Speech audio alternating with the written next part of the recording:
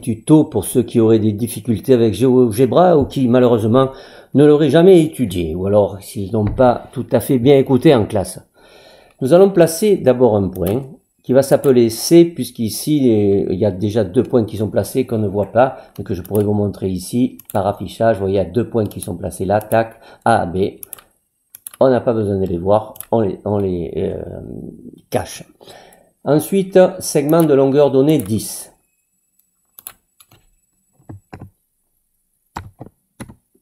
Ensuite, nous allons créer un carré. Donc, mon point C il est un peu trop près, je le prends et on le déplace un peu. Nous allons créer un carré, utilisation de l'outil polygone régulier.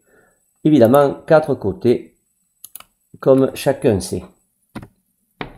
Le carré est construit. Donc là, il va falloir placer un curseur que vous allez trouver ici, non, ici, curseur, qui va s'appeler par défaut A. Eh bien, écoutez, A, on va le garder. C'est un nombre.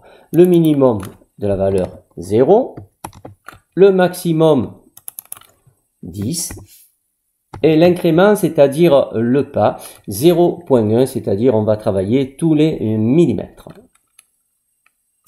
OK. Ensuite, nous allons créer 4 cercles de centre, les sommets, alors cercle, centre, non pas centre, centre point, mais centre rayon. Ici, alors, et justement, c'est là l'astuce, le rayon A, comme ça, ça va varier en même temps que le curseur. Ici aussi, A, de manière à pouvoir tracer la figure de gauche, le carré de gauche. Voilà, vous noterez que si j'agrandis, enfin je déplace le curseur, les cercles s'agrandissent. Je vais placer astucieusement mes points.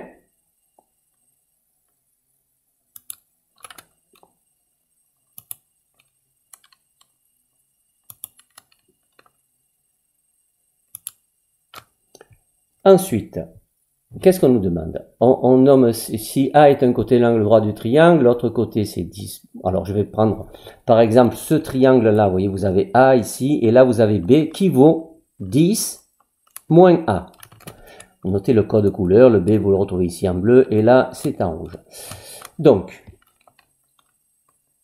nommer C l'hypoténuse. Alors pour nommer C, vous allez segment, ici l'hypoténuse, tac, tac, clic droit, segment, il s'appelle I, regardez, renommé, je l'appelle C. Le A, il est déjà noté, hein, puisque c'est le curseur. Maintenant, afficher une fenêtre tableur, et on va comparer A au carré plus, entre parenthèses, 10 moins A au carré, avec C2. Affichage tableur. Là, vous agrandissez un peu, vous marquez somme des carrés des 2 côtés de l'angle droit.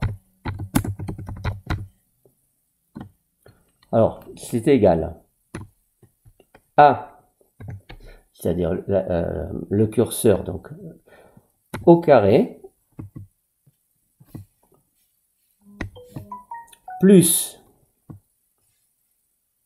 je répondrai tout à l'heure au téléphone, ne vous inquiétez pas, entre parenthèses, 10 moins A